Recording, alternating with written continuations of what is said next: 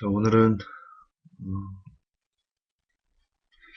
강의가 될 것 같습니다. 어제 우리 마지막 회침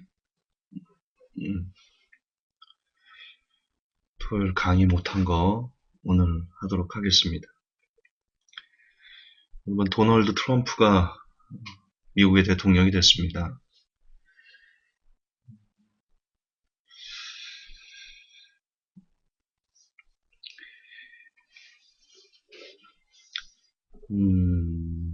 저는 그 부분에 대해서 우리 일부 크리스찬들이 조금은 순진한 생각을 갖고 있는 것 같다. 그런 생각을 합니다. 힐러리가 안 돼서 다행이다. 트럼프가 됐으니 다행이다. 이런 생각들이 한간에 떠도는 것 같습니다. 그러나 오늘 강의를 다 들으시면 힐러리든 트럼프든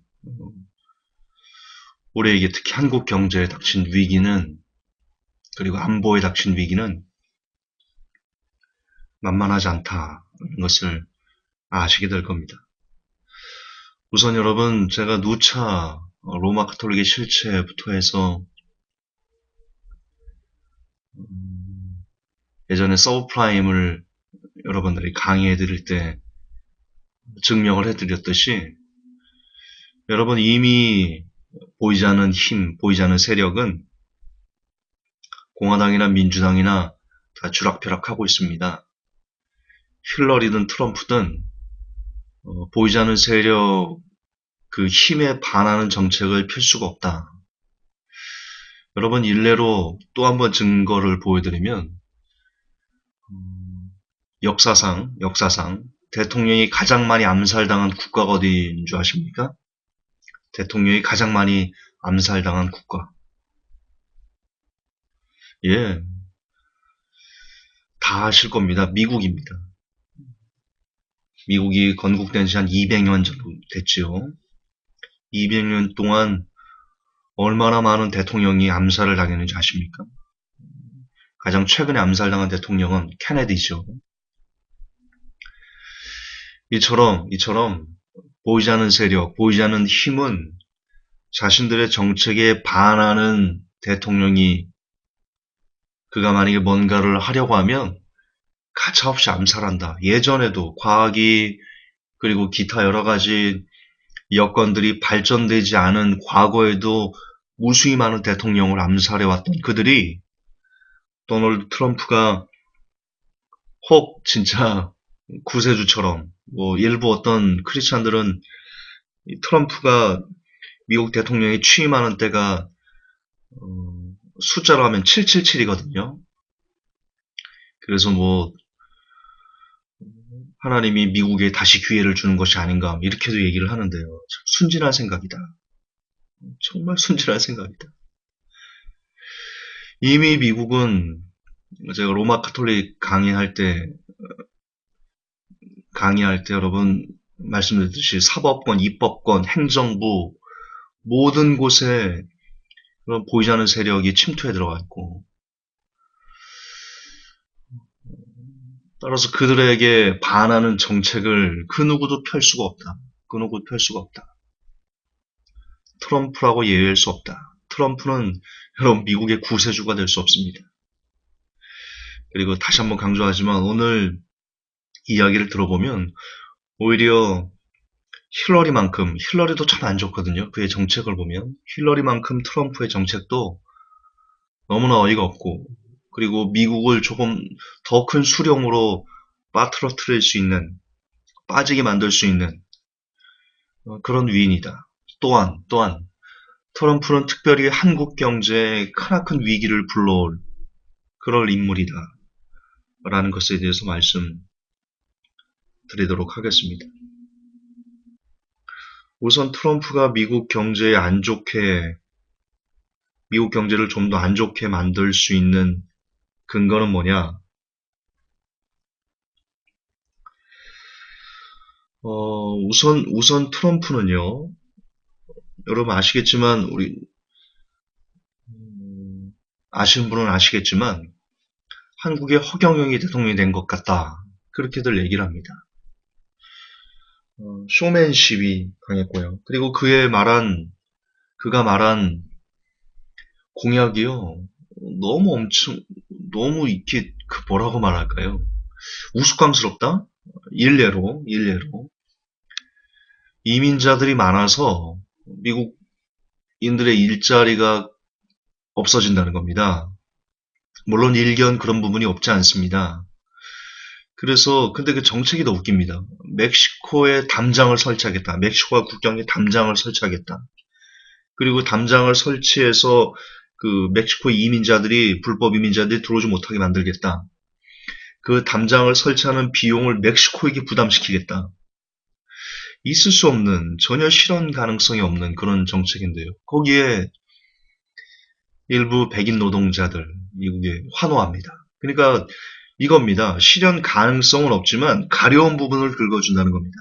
지금 당장 내가 좀 먹고 살기 힘들어지고 경제가 나빠진 것을 트럼프는 미국 경제 안에서 그걸 찾지 않고, 지금 미국 경제가 나빠진 이유는 제가 서프라임 강의에서 말씀드렸지만 보이지 않는 세력이 미국 경제를 의도적으로 나쁘게 그렇게 만들어 간 겁니다.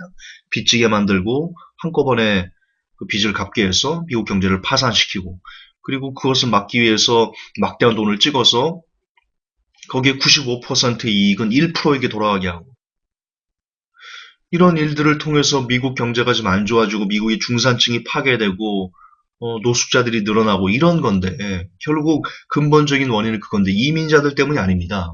그런데 트럼프는 어, 일부 일부라기보다는 그 대다수의 사람들이 그런 생각을 갖고 있지 않죠. 깨어있는 식자들만 그런 것을, 잘난 체가 아니고요. 실제 그렇습니다. 대다수의 사람들은 미국이나 한국이나 3S의 섹스 스포츠 스크린에 취해가지고 내가 왜 이렇게 못 살게 되는지, 내가 이렇게 왜 힘들게 되는지, 왜 중산층이 붕괴되는지에 대한 그 근본적인 원인을 잘 알지 못합니다.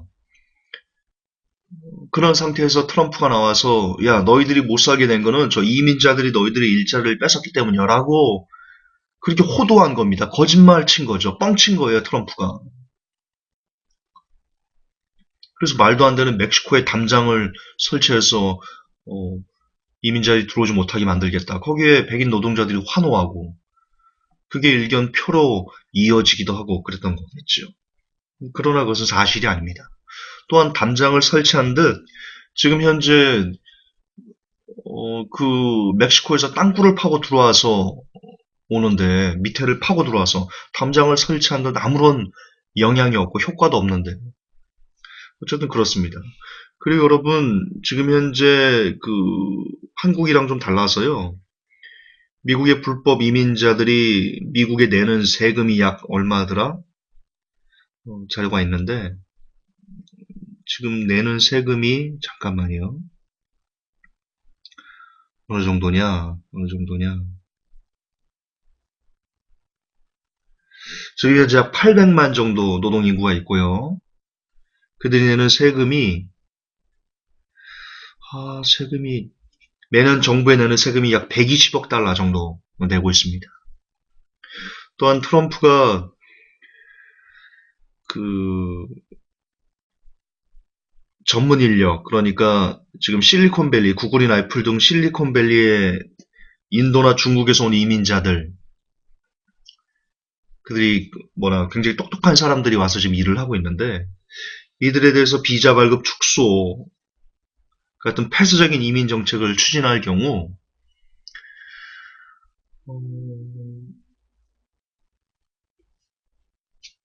이런 앞서가야 되는 어떤 그 기술력에도 미국의 타격을 줄 수가 있다.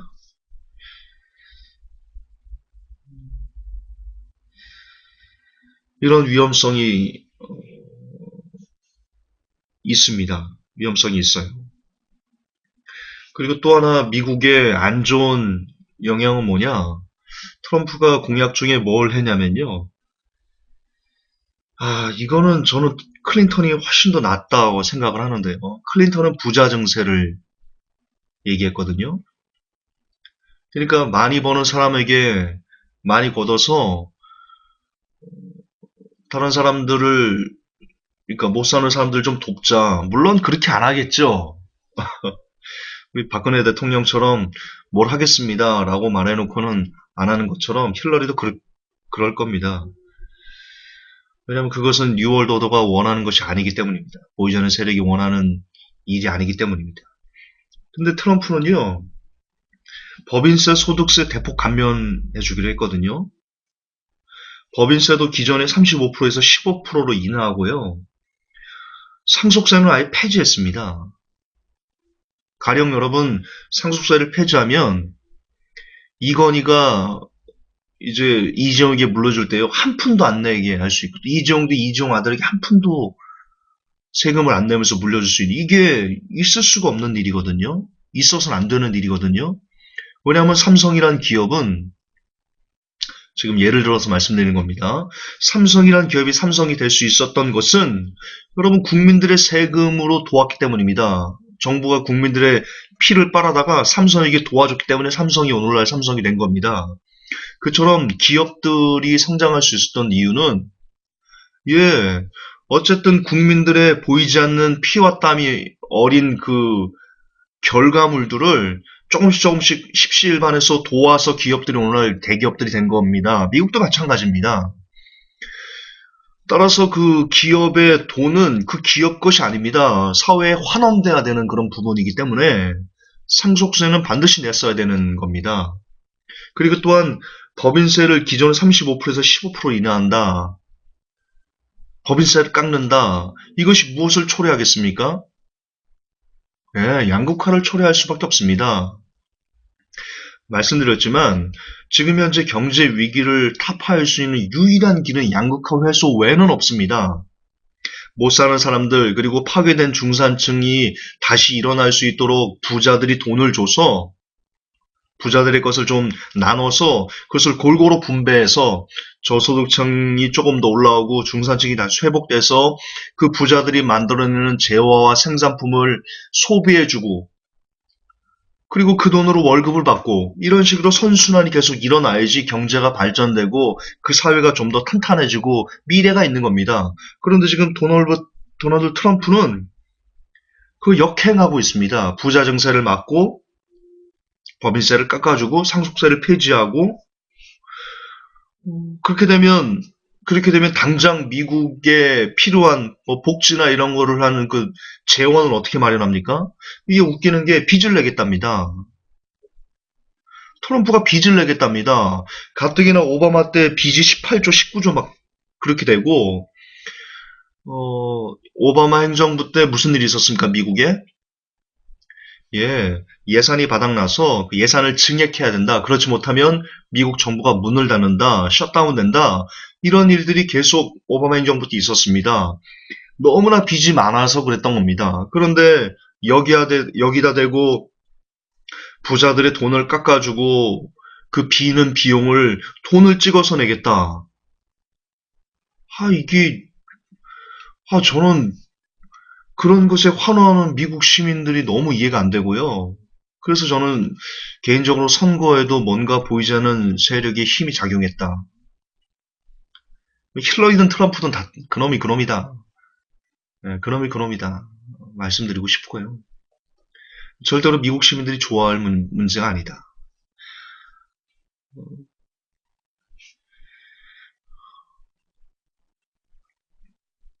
따라서 미국은 트럼프가 되고 트럼프가 정책을 그렇게 실질적으로 펴나간다면 여러분 끓는 물에 있는 개구리 알죠? 미국은 더 회생할 수 없는 물론 클린턴이 됐다고 뭐 달라지겠습니까마는 그러나 공약으로만 놓고 보면 미국은 좀 더 힘들어질 수밖에 아니 더 힘든 걸 넘어서 그냥 미국 경제가 더 이상 살아날 수 없는 그런 위기까지 치달을 수 있는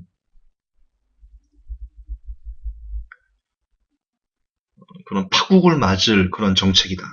법인세는 올려야 되고요. 상속세, 소득세 올려서 거듭 반복하지만 이 양극화를 해소해야지만 그나마 미국이 살 수 있는 길이 좀 보일 텐데 트럼프의 정책은 도저히 미국을 다시 살 수 없게 만드는 그런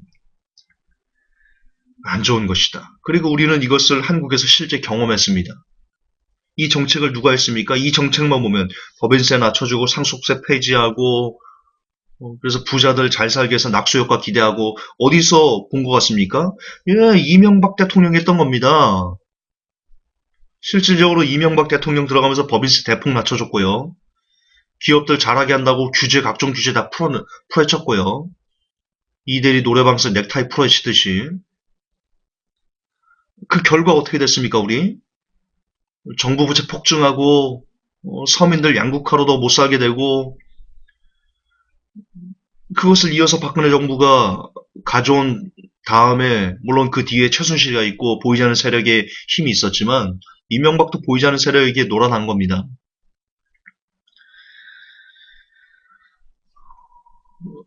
어쨌든 그 열매가 어떻습니까? 그렇게 법인세 낮추고 그래서 열매가 뭡니까? 기업들은 사내 유보금을 800조, 막 900조 이렇게 쌓아놓고 서민들은 없어서 제2금융권, 4금융권 가가지고 돈 빌려서 지금 억지로 살고 있고 자영업자 다 쑥대밭대 가고 있고 이게 열매지 않습니까? 미국도 똑같을 것이다. 미국도 똑같을 것이다. 그걸 트럼프가 지금 하겠다는 겁니다. 절대로 여러분은 트럼프의 정책을 좋아할 수 없다. 좋아해서도 안 된다. 좋아해서도 안 된다.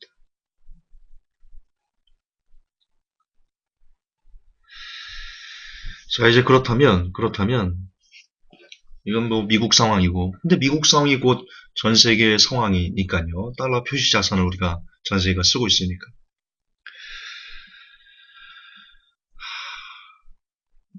그래도 우리 쪽으로 눈을 돌려봅시다. 당장, 그래도 우리가 미국에 사는 건 아니니까요. 그렇다면 한국에 어떤 영향을 미칠 것인가, 트럼프의 당선이. 크게 두 가지로 심각한 영향을 미칩니다. 첫째는 안보고요. 두 번째는 경제입니다. 먼저 경제부터 이야기를 해드리겠습니다. 트럼프는 지금 현재 보호무역주의를 채택하고 있습니다. 물론 힐러리도 그랬습니다. 근데 트럼프가 좀 더 강합니다. 트럼프는요, 중국의 대미 수출 때문에 큰 타격을 우리가 지금 입고 있다. 미국 경제가. 그래서 자기가 대통령이 되면 중국에 관세를 높이겠다.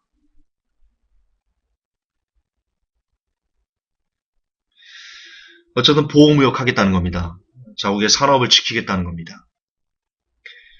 일단 이런 것이 현실이 되면 미국과 중국도 역시 미국의 보복 관세를 매기겠죠.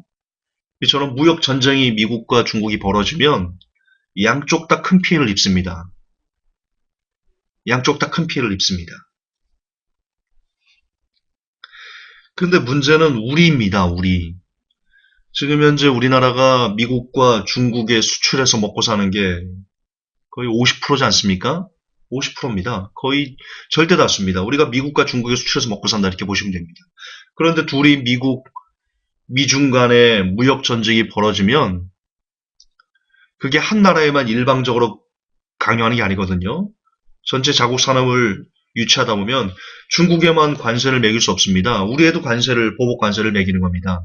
상계 관세도 매기고. 그랬을 때 이처럼 보호무역이 확산됐을 때 지금 현재 전 세계적으로 보호무역 확산주의가 일어나고 있는데요. 그렇다면 가장 큰 타격을 입을 나라는 어디냐? 바로 수출로 먹고 사는 나라들이다. 근데 세계에서 수출로 먹고 사는 나라의 대표적인 나라를 꼽아 보십시오. 가장 먼저 무슨 나라가 떠오릅니까? 예, 한국이 떠오릅니다.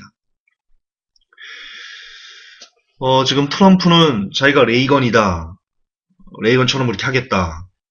쉽게 이겁니다. 이걸 레이건오믹스라고 하는데, 간단하게 이겁니다. 미국만 잘 살면 돼. 다른 나라 신경 쓸 필요가 없어. 오직 우리만 잘 먹고 잘 살면 돼. 그게 레이건오믹스의 핵심인데요.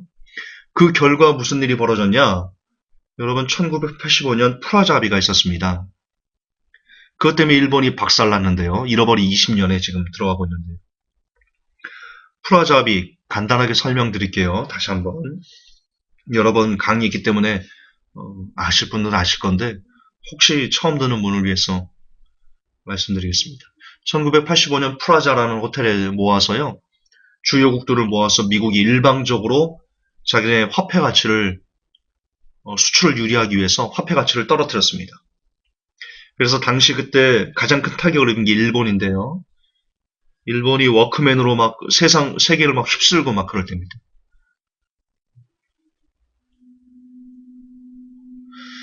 그래서 그 당시 1달러 250엔이었던 것을 1달러에 150엔까지.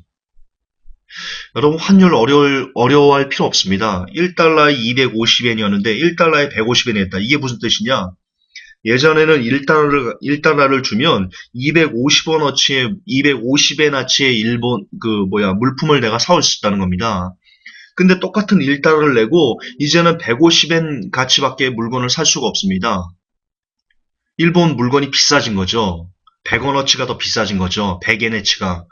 그러면 여러분이 예전에는, 1달러 주면 250엔어치 물건을 사왔는데, 어느 순간 갑자기 1달러를 줬는데 150엔어치만 물건을 주는 거예요. 기분이 좋겠어요, 나쁘겠어요? 사는 입장에서. 기분 나쁘죠. 똑같이, 야, 나 250엔어치 물건 줘. 이게 뭐야? 왜 이거밖에 안 줘? 이럴 거 아닙니까? 그러면 그 일본이 파는 물건과 비슷한 대체제라고 하죠. 콜라가 없으면 사이다를 먹죠. 이걸 대체제라고 하는데요. 이처럼 일본이 파는 물건과 비슷한 다른 나라의 물건을 살 거 아닙니까? 싼 거를. 그렇게 되면 일본이 수출이 잘 안 되죠. 가격 경쟁력이 없으니까. 이게 그 환율입니다, 이게. 그래서 250엔일 때, 잘 팔렸는데 150엔으로 물건이 막, 이게,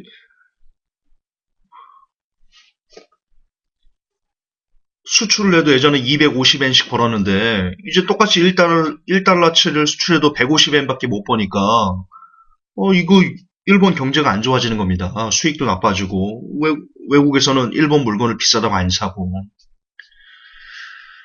그래서 자산시장으로 눈을 돌려서 경기를 부양하다가 부동산 띄우게 하고 뭐 이러다가 지금 폭삭 망가져서 지금 일본이 지금 빈세 상태가 된 거 아닙니까?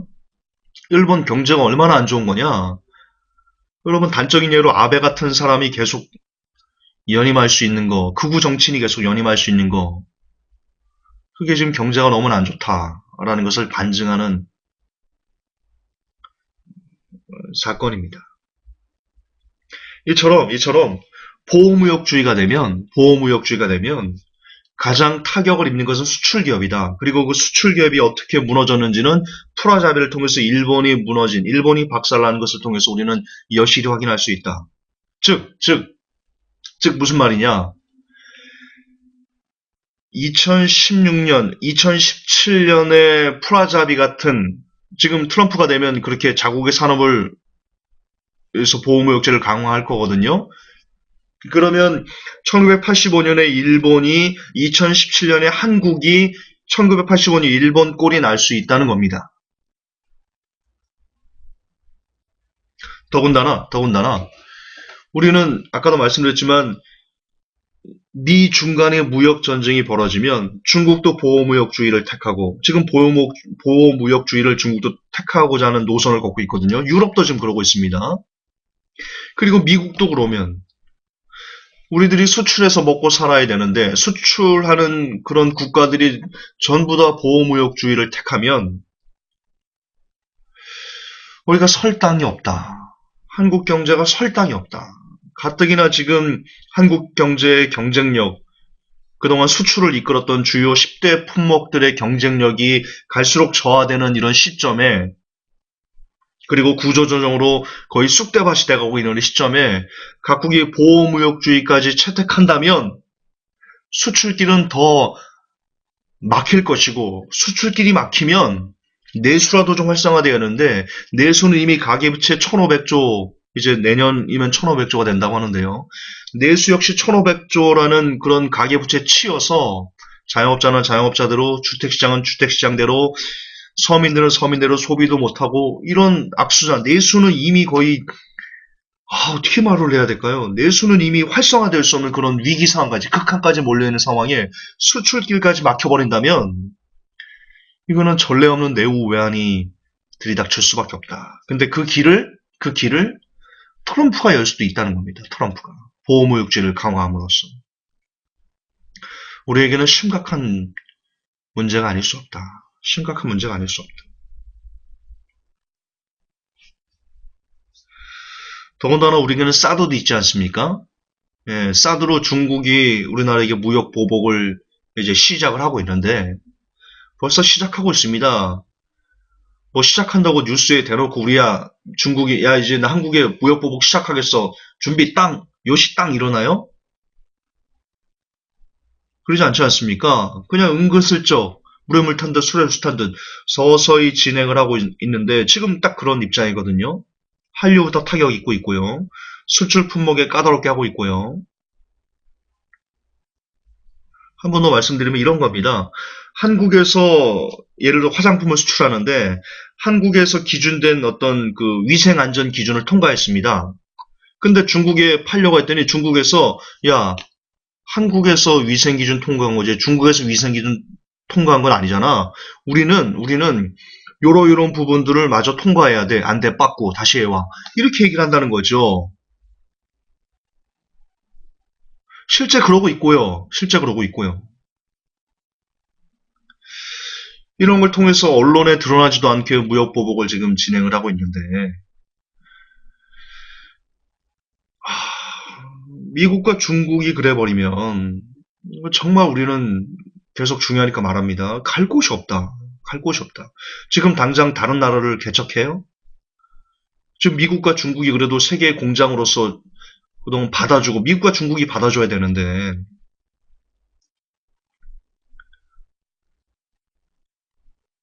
우리나라뿐만 아니고 다른 나라도 미국과 중국이 받아줘야 됩니다. 그런 것이 없을 때 이게 참 위기가 올 수 있다. 위기가 올 수 있다. 또 하나는 기준금리에 대한 문제인데요. 기준금리. 이런 겁니다. 지금 트럼프가 중국에 대해서 보호무역을 강화하겠다. 그렇게 얘기를 하는데요. 이게 또 실효성이 없는 게 뭐냐면, 미국 경제가 지금 안 좋아요. 안 좋음에도 불구하고 물가는 괜찮아요. 그 이유가 뭔지 알아요?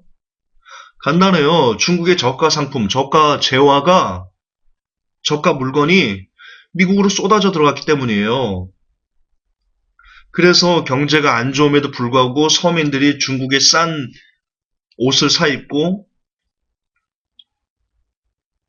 싼 물건을 쓰고 그래서 지금 미국의 물가가 그나마 이렇게 안 좋은 침체되는 경제에도 불구하고 괜찮아진 겁니다. 그런데 보호무역으로 중국의 저가 상품이 미국에 들어오는 것을 막으면 필연적으로 무슨 일이 벌어지겠습니까? 예, 미국의 물가가 오릅니다. 그런 저가로 들어오는 물품이 없어지면 그거보다 조금 비싼 물건들이 들어올 수밖에 없지 않습니까? 혹은 그런 저가로 들어오는 물건이 줄어들면 물건이 귀해지기 때문에 물가가 오를 수밖에 없습니다.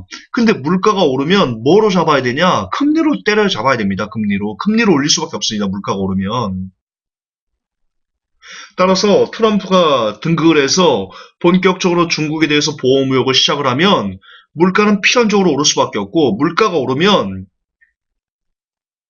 미국은 기준금리를 올려서 그 물가를 잡을 수밖에 없다. 미국의 기준금리가 오르면 당연히 한국 외화 자본이 빠져나가기 때문에 기준금리를 따라서 올릴 수밖에 없다. 우리가 우려하던 것, 그동안 제가 여러분들에게 누차 강의하면서 우려했던 그 문제, 기준금리가 올렸을 때 시중금리가 오르고 시중금리가 올랐을 때 과연 가계부채가 주택담보대출 같은 것들이 견딜 수 있을 것인가에 대한 그 위기가 본격적으로 시작할 수 있다는 겁니다.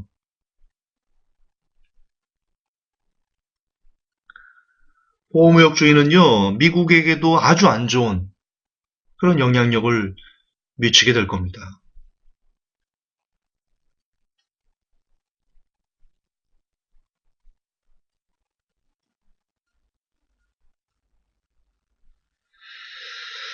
하,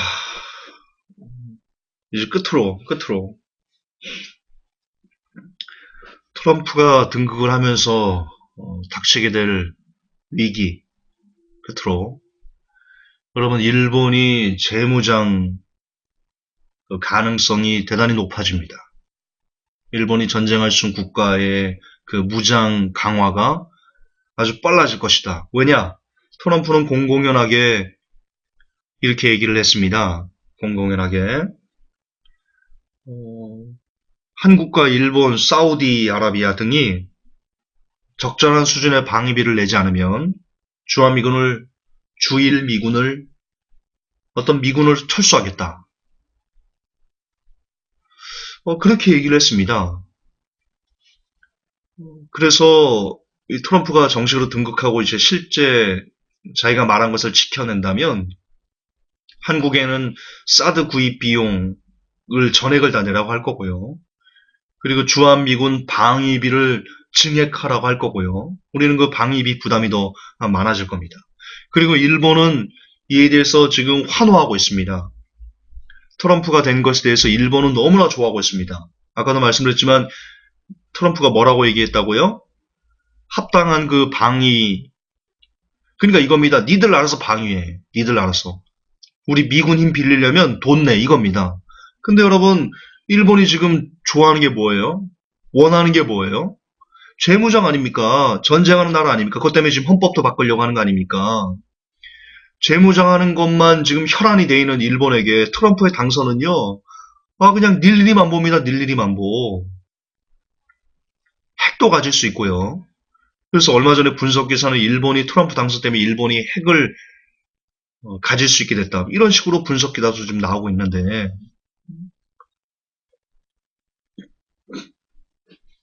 저는 이것과 한일 군사정보 협약이 다르지 않다. 일맥을 함께하고 있다 생각합니다. 그리고 일본이 무장을 다시 하게 되면 아시겠지만 일본은 지금 국토가 방산으로 다 끝났습니다. 방산으로 다 끝났어요. 도쿄에서 수돗물에서 방산 나오는 거 알고 있죠. 전 국토의 75%가 지금 방산으로 다 오염이 됐다. 그렇게 얘기를 하고 있습니다. 일본 여행 가지 마십시오. 큰일 납니다. 괜히 잘못 가서 방사능 섭취, 막 고농도, 고농축 방사능 생선 먹고 오면 그냥 여러분 생명이 끝날 수도 있습니다. 일본은 아주 위험한 곳입니다. 경제로 끝났죠. 일본에게 유일하게 남아있는 것 하나는 지금 군사력인데 그 군사력을 강화할 수 있도록 지금 트럼프가 도와주고 있습니다. 일본이 재무장을 끝내는 날, 그리고 한일 군사 협정을 이제 막바지로 이제 체결했는데 거기에 보면 한국에 주둔하는 일본인들을 구하기 위해서 일본 자위대가 한반도에 들어올 수 있는 그런 협약까지 있습니다. 얼마든지 북한이 지금 뭐 미사일을 쏘고 핵을 쏘고 막 그런다. 아니, 핵을 쏘는데 미사일을 쏘고 막 핵을 만든다. 막 이런 상황, 핵실험한다. 이런 상황에 한국에 들어온 일본인들이 위기가 있다라고 일본 자체적으로 판단해서 한반도에 들어올 수 있는 그런 시대가 열렸습니다. 지금 현재 벌어진 제2 그 한일 정보 군사 협정은 제2의 을사늑약이다. 그렇게 볼 수 있습니다. 이 땅에 보이지 않는 친일파 뉴월드 오더가 일본에게 한국을 갖다 바치는 혹은 한반도를 이용해서 다른 데를 뻗어나가십시오 라고 우리가 길을 열어드리겠습니다 라고 말하는 것과 별반 다르지 않다. 그리고 그 길을 일본이 그렇게 재무장할 수 있는 그 물꼬를 지금 누가 트고 있냐? 트럼프가 트고 있다. 아까도 말씀드렸지. 야, 니들 나라 방위는 니들이 알아서 해. 아니면 돈 더 내. 이 주의거든요. 트럼프가. 일본이 돈을 더 내겠습니까? 돈이 어디 있습니까, 일본이? 가뜩이나 지금 재정적자 GDP 230%인데 돈이 어디 있습니까? 우리가 알아서 할게 하면서 재무장을 가속화할 것이다.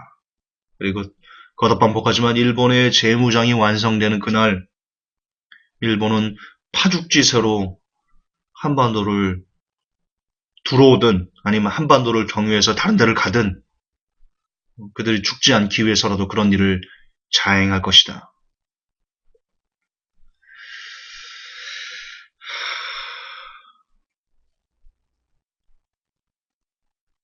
정말 여러분 앞이 풍전등화 뭐라고 할까요?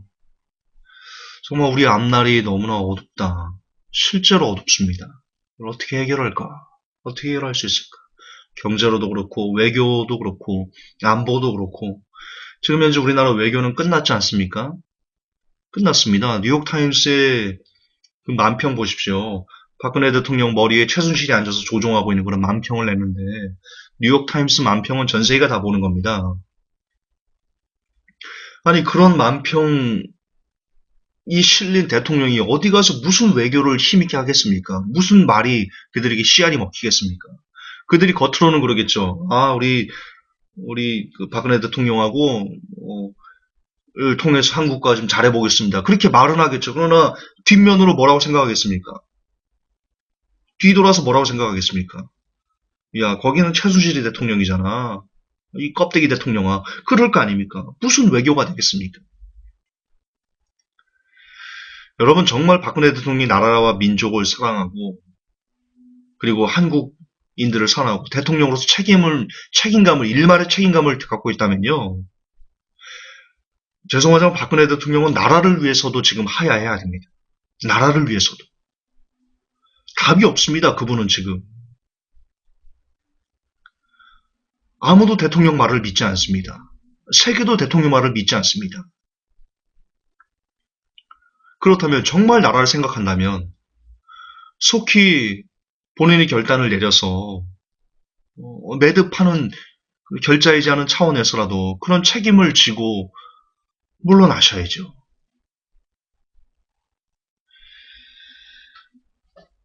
지금 그래서 어떻게든 지금 이런 이 위기를 극복할 수 있게 이 경제적인 트럼프가 됐을 때의 금리 인상의 위기, 무역 보호무역으로 무역 마찰에 대한 위기 이걸 외교로 풀어야 되는데 지금 대통령은 외교력이 없다니까요. 외교를 할 수가 없는 그런 입장이 되니까요. 본인이 안 되면 나라를 위해서 국민을 위해서 다른 사람이 빨리 할 수 있도록 그렇게 도와야죠. 그렇게 정말 나라를 사랑하는 분이라면.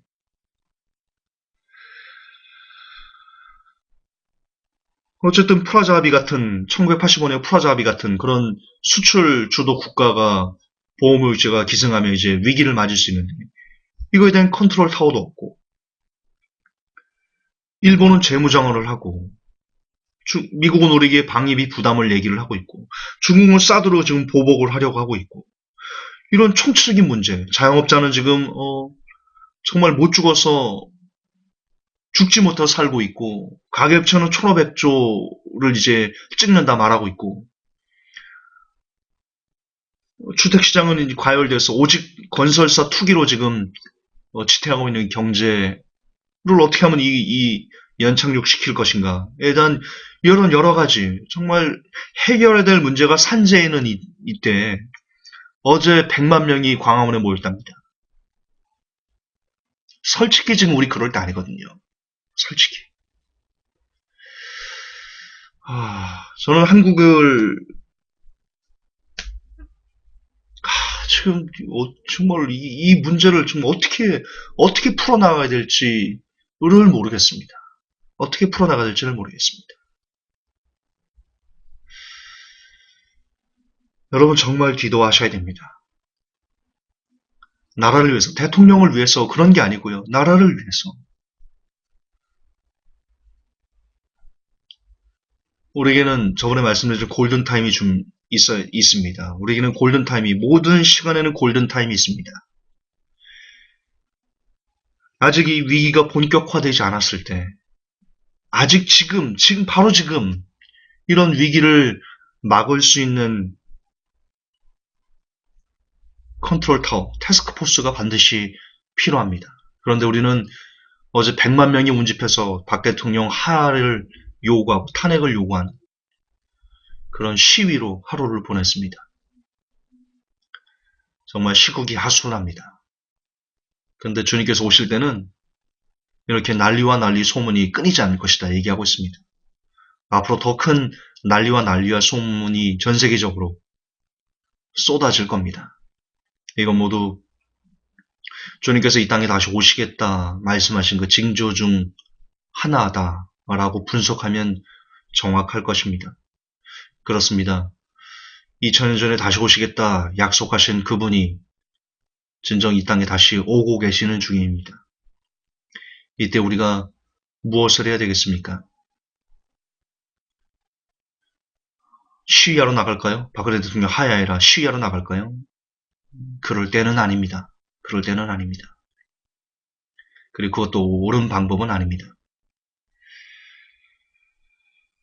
우리는 오직 하나님의 사람들로서 하나님의 뜻을 구하고 기회가 된다면 조금 더 이 땅에 기회를 주시기를, 시간을 주시기를 위해서 기도하셔야 됩니다.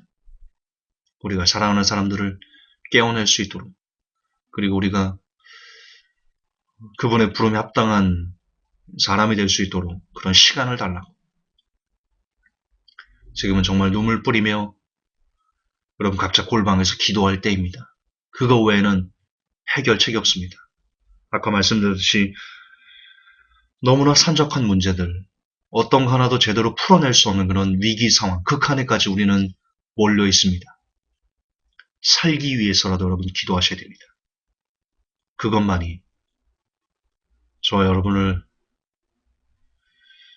정말 이 어수선한 시국에서 유일하게 평안과 안전 그리고 보호를 받을 수 있는 정말 유일무이한 길입니다. 하나님은 온 우주를 만드신 오직 하나의 신이십니다.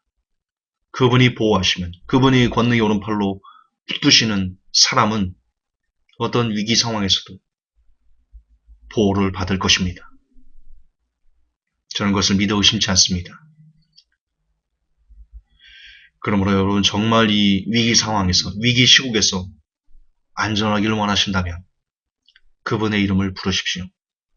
무릎을 꿇고 날마다 여러분의 영혼을 위해서, 여러분의 가족을 위해서 지켜달라고, 불쌍히 여겨달라고, 긍휼히 여겨달라고, 그리고 기회가 되면 이 나라를 조금 더 지켜달라고 그렇게 하나님께 매달릴 때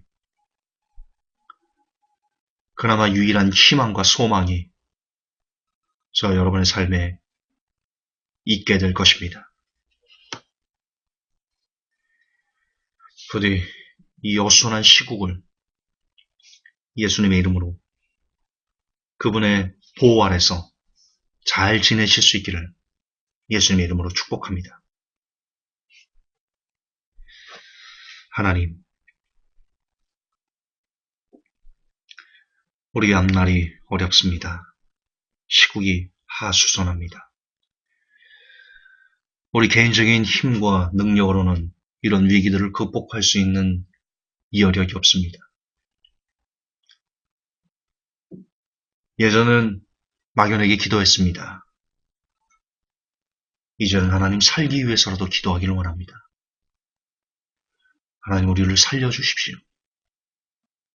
이 시간 하나님을 섬기는 모든 주의 백성들을 하나님 권능의 오른손으로 붙잡아 주셔서 그 영혼이 낙심되지 아니하게 하시고 그 영혼이 도적질 당하지 아니하게 하옵시고 마지막까지 우리 주님 은혜 안에서 잘 보호되고 지켜질 수 있도록 하나님 도와주시옵소서.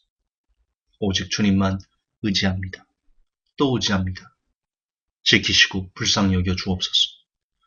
우리 구주 예수님 이름 받들어 기도하옵나이다. 아멘.